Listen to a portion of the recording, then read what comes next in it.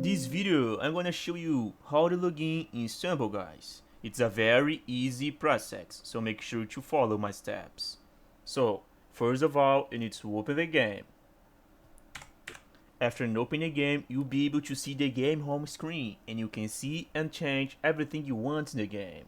So, you can check Istanbul Pass, play, customize, and much more.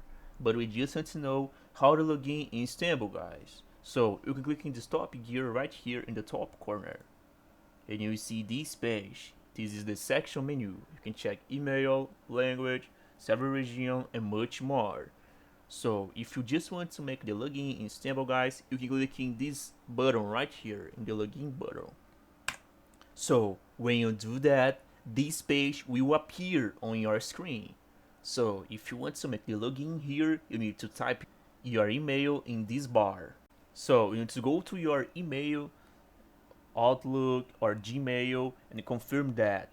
So when you do that, your account will be linked right here and you will make the login. So until the moment I record this video, that's the only way to do that. So I hope I helped you in how to log in Istanbul, guys.